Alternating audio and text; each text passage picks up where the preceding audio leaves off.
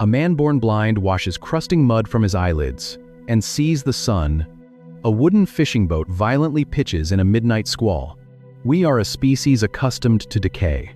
You know the quiet terror of a doctor's waiting room. You know the heavy, hollow sound of dirt. Who then is this? That even the wind and the sea obey him? They are looking right at the answer. But they cannot see it yet. In Genesis chapter 1, the Spirit of God hovered over the face of the dark, chaotic, deep. God spoke, and the wild waters submitted, separating to make a habitable, ordered world. Now, thousands of years later, the Word made flesh stands over the exact same chaos. He speaks. The chaos submits. The Genesis pattern is holding perfectly. The miracle on the water is not a rescue mission. It is a cosmic subjugation. Jesus is stepping into the abyss, the very symbol of a world unraveling. And he is putting a leash on it. He is proving that the curse did not just infect our human biology. It infected the earth itself. The weather is broken. The tectonic plates are fractured. The creation is groaning. And the king is forcefully bending the hostile elements of nature back into submission. The creator is reclaiming his territory. The chaos yields. But what waits for them in the mud on the other side of that glass-like sea is a darkness far deeper than a storm. When a Jewish rabbi in the 1st century commands a fishing boat to cross the eastern edge of the Sea of Galilee, hitting a casket, we expect bodies to fail, storms to wreck, and graves to stay closed. We accept chaos as the default setting of the universe. He is making a deeply provocative geographical calculation. The boat does not wash up on the familiar, Torah-keeping shores of Capernaum. It lands in a region called the Decapolis. The Decapolis was a league of 10 Hellenistic cities operating as an outpost of Greco-Roman culture right on the edge of Jewish territory. To the Orthodox Jewish mind, this was ground zero for ritual contamination. If you walked the dirt roads of the Decapolis, you were breathing air thick with the smell of roasting pork and the smoke of pagan altars. You were stepping around grazing herds of swine, animals strictly forbidden by the Book of Leviticus. You were surrounded by Greek architecture, Roman military insignias, and monuments to foreign gods. It was the land of the Gentiles, foreign, unclean, and fundamentally hostile to the God of Israel. Most rabbis would lose their entire reputation simply by setting foot in this mud. But Jesus is running a completely different map. Up until this moment, the campaign has been highly localized. He has commanded water in a Jewish village, cleansed a Jewish leper, and calmed a storm on a Jewish lake. But the curse of Genesis is not a regional problem. The fracture in the cosmos did not stop at the ethnic borders of Israel. It infected the entire human family. The crossing of that sea was not a navigational error. It was a deliberate border breach. And because we expect decay, we deeply misread what Jesus is actually doing when he steps into the physical world. Jesus is proving that his authority is not restricted by human demographics or religious zoning laws. He is expanding the theater of war. By stepping onto Gentile soil, he is telegraphing that the reversal of the curse is meant for every nation, every bloodline, and every inch of the broken earth. He is intentionally walking into the most contaminated, spiritually dark sector of the map to pick a fight with the occupants. In the ancient worldview, geography was profoundly spiritual. Nations were believed to be governed by territorial entities, dark cosmic powers that held entire populations in absolute bondage. The Decapolis was considered heavily occupied territory. To cross into it was to step directly into the blast radius of ancient, entrenched evil. The storm on the water was never just a random meteorological event. It was a preemptive strike, a desperate attempt by the forces of chaos. To keep the king from reaching the shore, they threw the abyss at him. But the tactic failed. The boat landed. The king stepped out into the Gentile dirt, and something was already sprinting out of the pagan tombs to meet him. The tombs are not just burial pits. They are jagged, limestone caves carved into the hillside above the city, a place where the living fear to go, the man who comes sprinting out is a nightmare of human misery. He is covered in thick, jagged scars. He was not offering a temporary escape from reality. He was diagnosing a disease we forgot we had, where he has driven sharp stones into his own flesh. He howls, "Ara," inhuman sound that echoes off the limestone walls.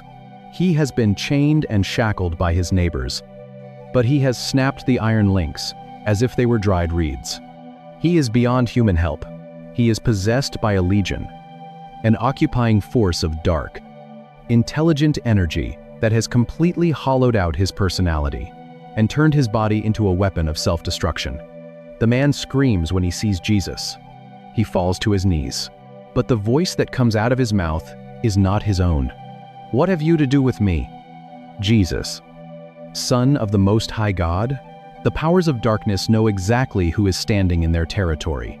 They know the invasion has begun. They are not asking for a dialogue. They are trying to negotiate the terms of their surrender. They beg to be sent into the herd of 2,000 pigs grazing on the hillside. Jesus says one word, "Go." The chaos releases the man. The legion floods into the herd, and the pigs bolt. They stampede. A frantic, screaming mass of 2,000 bodies, and they plunge headlong over the sheer cliff into the crashing sea below. The silence that follows is total. The man is sitting at the feet of Jesus. He is clothed. He is coherent. He is completely, perfectly sane. When you track his movements from the Jordan River to the cross, you realize he is not just reacting to the suffering in front of him. This is not a healing. This is an eviction. Jesus is dismantling the idea that the world is governed by competing cosmic squatter forces. He is proving that no matter how entrenched the darkness, no matter how deep the history of occult bondage in a region, the presence of the king is the only final authority. The demons have no legal standing once the Creator steps onto the property. But look at the cost of this reclamation. 2,000 pigs, a massive financial, cultural, and agricultural disaster for the local Gentile economy. Jesus does not offer a refund. He does not apologize for the loss of property. He shows that the restoration of one human being is worth more than the entire economic infrastructure of a pagan city. He has reclaimed the physical elements, the human body, the chaotic elements of nature, and the spiritual territory of the nations. But there is one final, silent enemy standing in the way of the Genesis reversal. It is the enemy that finally stops all human movement. The enemy that turns the most passionate, vibrant heart into cold, still stone. We spend billions of dollars every year trying to sanitize the end of life. We pump chemicals into veins, line caskets with crushed velvet, and plant manicured grass over the dirt, all to convince ourselves that death is just the natural conclusion of the human cycle. We accept it as biology. He is intentionally walking into the deepest epicenters of human brokenness, disease, nature, demonic occupation, and death itself, and he is working backward. But the biblical text refuses to be that polite. When you arrive at John chapter 11, the Genesis reversal hits the ultimate, immovable wall. The village of Bethany is covered in the thick, suffocating grief of a Jewish funeral. Lazarus has been sealed behind a limestone boulder for 4 days. The heavy, sweet scent of myrrh and aloe is beginning to fail against the inevitable smell of decomposing tissue. The decay has won. The entropy is complete. And this is where we find the shortest, most misunderstood verse in the English Bible. Jesus wept. Most people read those 2 words and see a moment of beautiful, passive empathy. We assume Jesus is simply crying because he misses his friend, or because the piercing wails of Mary and Martha are contagious. We think it is a display of fragile human vulnerability. But if you look at the original Greek, in the verses right before the tears, a completely different emotion is burning under the surface. John writes that when Jesus saw the weeping, he was deeply moved in his spirit and greatly troubled. The Greek verb translated as deeply moved is enebrymesato. It is not a word of quiet sorrow. It is a word used in ancient literature to describe the violent, visceral snorting of an angry warhorse preparing to charge. It denotes physical outrage. It is a shudder of absolute, unvarnished fury. Jesus is not just sad that Lazarus is gone. He is looking at the grotesque deformity of death itself. He is taking the exact order of creation in Genesis and confronting the exact ways it fell apart. The miracles are not random acts of pity. He is staring at the ultimate consequence of the Genesis curse. Humans were not built to decompose in the dark. We were not engineered for caves. Death is not a natural conclusion to a biological process. It is a hostile invader. His tears are not a display of passive sympathy. They are the rage of an architect looking at a vandalized masterpiece. When he walks to the tomb, he is not a mourner offering condolences. He is an executioner walking to the block to kill death itself. He orders the heavy stone rolled away. He ignores the frantic warnings about the stench of rotting flesh. And then he shouts into the absolute blackness of the cave, "Lazarus, come out." The command hits the dead cells. The blood coagulated in the veins suddenly thins and pumps. The stiff, cold lungs expand. A man wrapped tight in 80 pounds of linen strips sits up in the dark, swings his feet off a cold stone slab, and walks out into the blinding Judean sun. The sequence is complete. The invasion has reached the very bottom of the human curse and dragged it backward into the light. From the molecular structure of water to the cellular structure of a corpse, the pattern is undeniable. And the theological implications of this campaign are terrifyingly beautiful. Because if this is what the king does when he walks into ancient Israel, you have to ask, what happens when that exact same kingdom crashes into your living room? They are a calculated reversal of the curse. To feel the weight of this invasion, you have to look at the very first strike. We have spent the last half hour walking through ancient dirt, watching a first-century rabbi dismantle the curse of Genesis.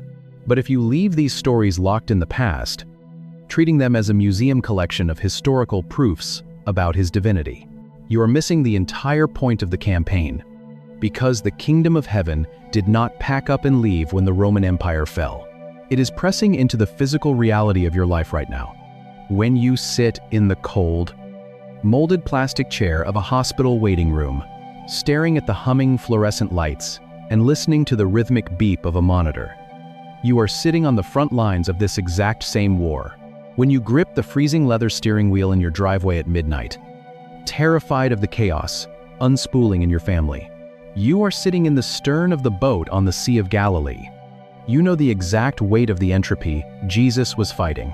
You feel the decay in your own joints, in the splintering of your relationships, in the quiet, creeping anxiety that wakes you at 3 in the morning and tightens your chest.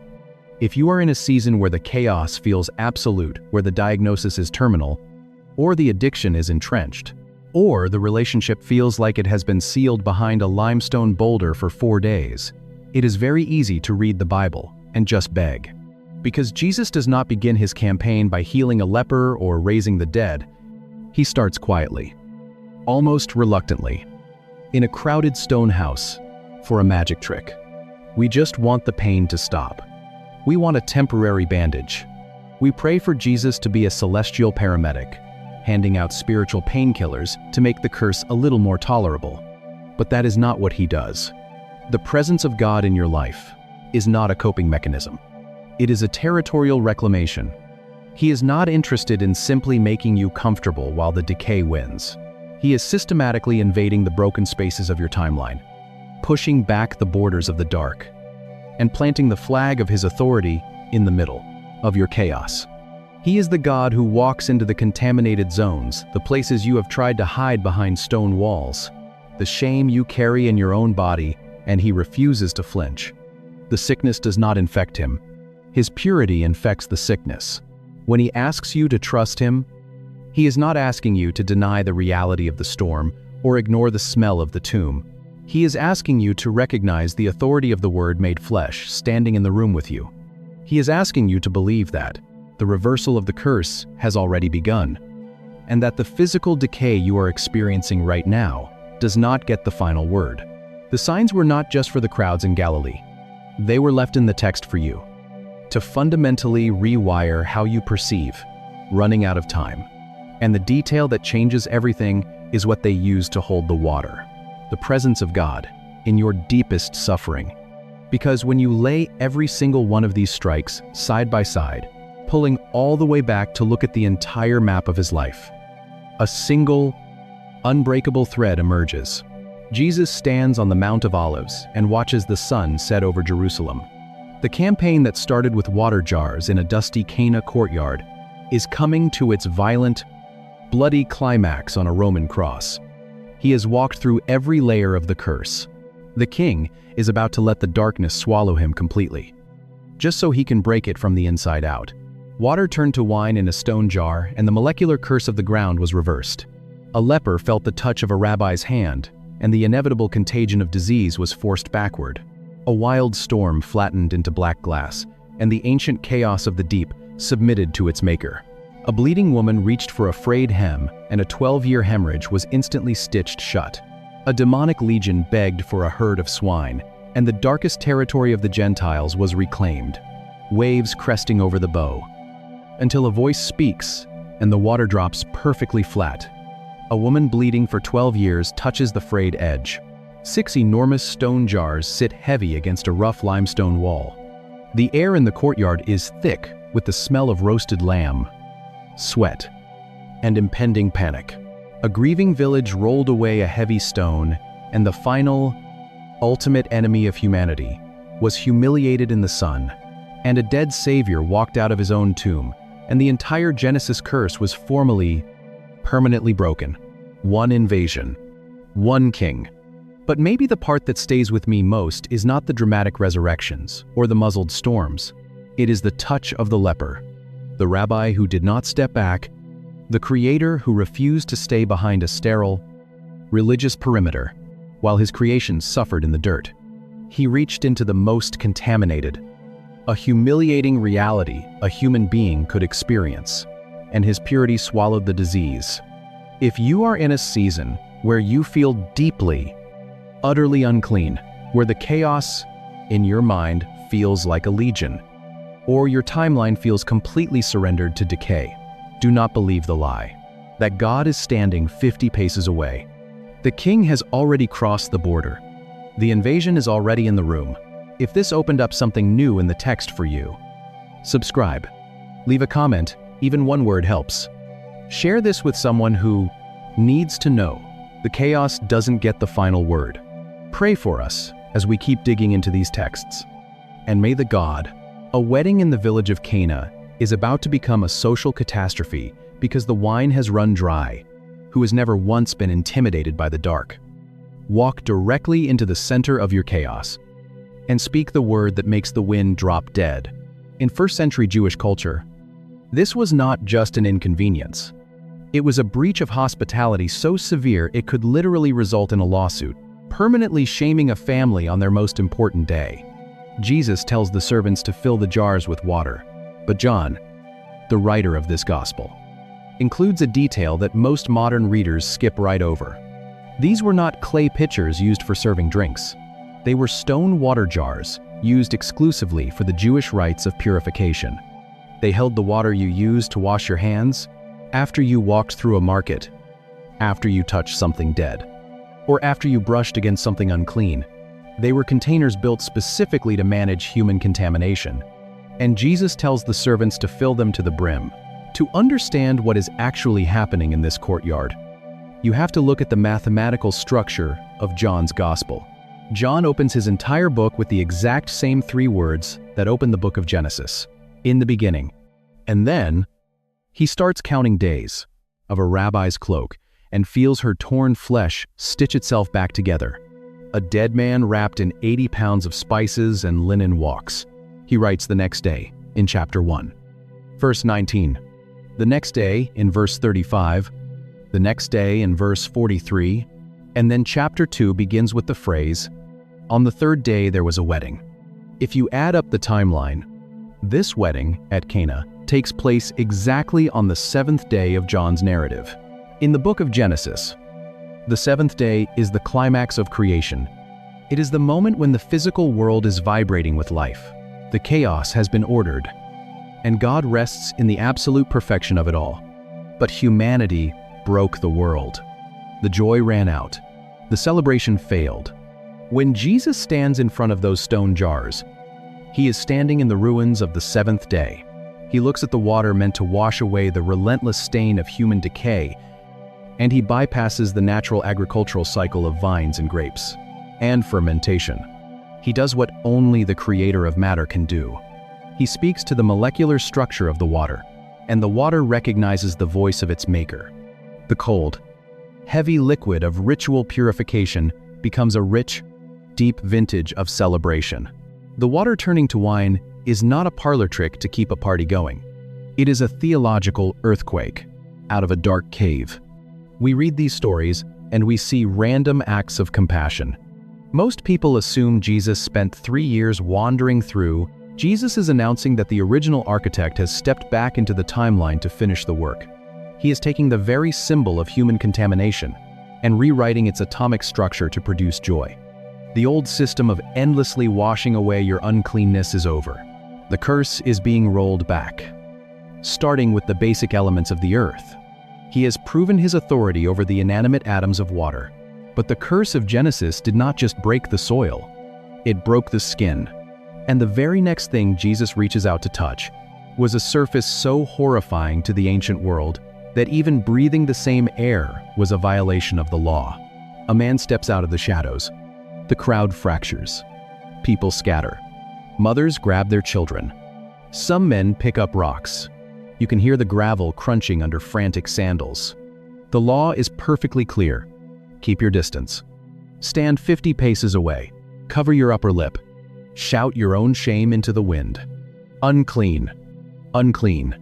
The man falls on his face in the dust. His skin is white and flaking. His nerve endings are completely dead. His fingers are reduced to jagged stumps. He carries the smell of rotting flesh on his own body. He is a walking graveyard. He looks up at Jesus, the thick dust of Galilee, bumping into sick people, and simply feeling sorry for them. A spontaneous healing here, a sudden burst of divine power there. If you are willing, you can make me clean. Watch what happens next. Jesus does not step back. He does not speak a distant command. He does not throw a healing word from a safe. Sterla perimeter. He reaches out his hand. He touches the dead skin. In the ancient world, this is unthinkable. For a rabbi to touch a leper is ritual suicide. Under the Levitical system, uncleanness is highly contagious. If you touch a corpse, you are unclean. If you touch a diseased man, you are diseased. The sickness always wins. The decay always spreads. The healthy get sick. The living die. The law of entropy rules the physical world. Holiness must be protected behind stone walls and thick curtains because the world will inevitably contaminate it. But when Jesus makes contact with the leper, the flow of contagion violently reverses.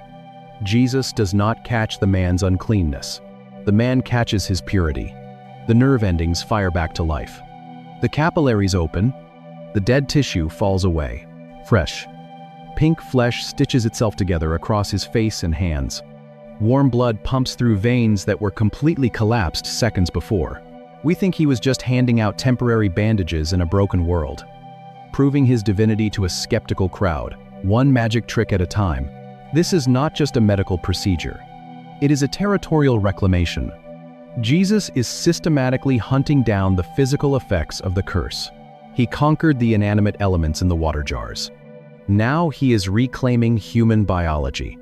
He is proving that the kingdom of heaven is an aggressive, militant force. When it collides with the decay of this world, the decay is swallowed up. The flesh is restored. The creation is being reset. The healings are starting to look less like spontaneous charity and more like targeted strikes. But to truly understand the scale of this invasion, you have to look at the exact words the biblical authors chose to describe these moments, because they almost never use the word miracle. Open a standard English translation to the book of John, and you will notice a strange pattern in the ink on the page. John describes the water turning to wine. He details the healing of a politician's dying son. He records a paralyzed man picking up his mat, but he absolutely refuses to use the normal vocabulary for it. Look at John chapter 2, verse 11. Summarizing the wedding at Cana, he writes, "This, the first of his signs, Jesus did at Cana in Galilee." The word John uses here is the Greek semeion. It is translated in English, as seen, but its root carries the weight of a physical mark, a geographical indicator, or a military signal flag.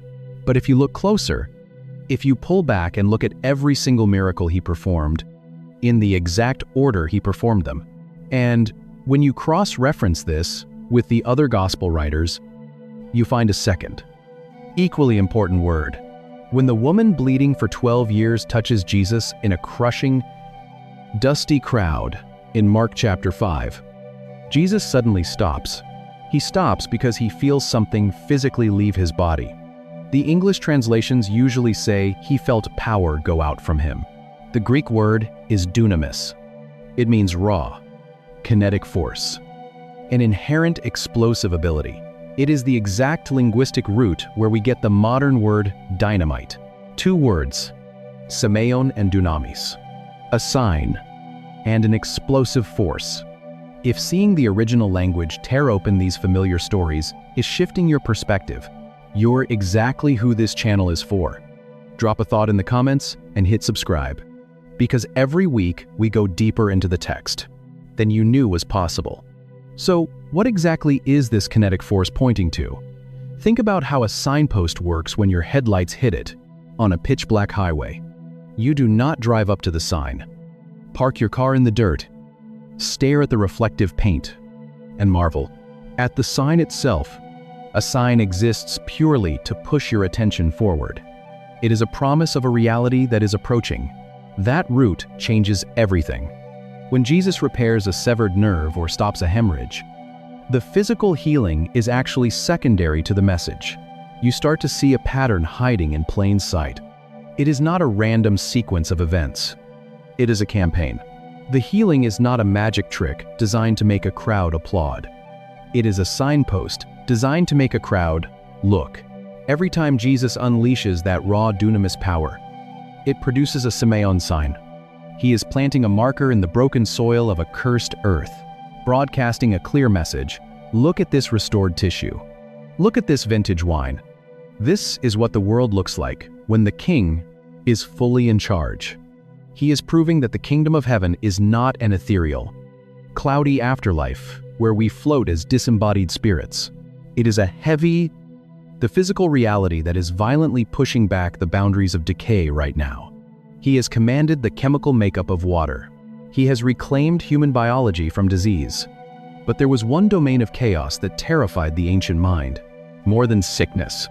A primal, suffocating force so untamable that the ancients believed monsters slept in its depths. The sky over the Sea of Galilee bruises purple, then goes violently black.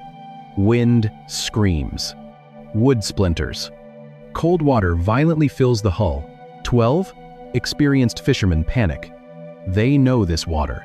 They know how quickly it kills. They drop the ropes, bracing against the pitching deck, blinded by the salt spray. But to the ancient Near Eastern mind, a raging sea is not just bad weather. It is a theological nightmare. The real question of the miracles isn't 12. How did he do it? It's this. What was he actually dismantling? In ancient cosmology, the deep ocean represents primordial chaos. It is the abyss. It is the unformed, dark void from Genesis chapter 1, before God spoke light into existence. The sea is the untamed, hostile force of anti-creation, always threatening to swallow the ordered world. It is the domain of death. And in the stern of a sinking boat, on a soaked leather cushion, Jesus sleeps. They shake him awake. The wind is deafening. They have to scream over the roar. "Teacher, do you not care that we are perishing?" Jesus stands up. The wet wood is pitching violently beneath his feet. He does not panic. He does not plead with heaven. He does not pray for a change in the barometric pressure. He looks directly at the roaring, chaotic, deep, and he speaks to it. Peace. Be still. The Greek verb used by Mark for be still is pephimoso. It literally means to be muzzled. You do not muzzle the wind. You muzzle a beast. You muzzle a hostile, aggressive entity. The wind drops dead. The whitecaps vanish. The violent sea flattens instantly into black glass. The sudden, absolute silence in the boat is more terrifying to the disciples than the storm. They stare at the man standing in the stern, shivering in their soaked clothes, and they ask a terrified question.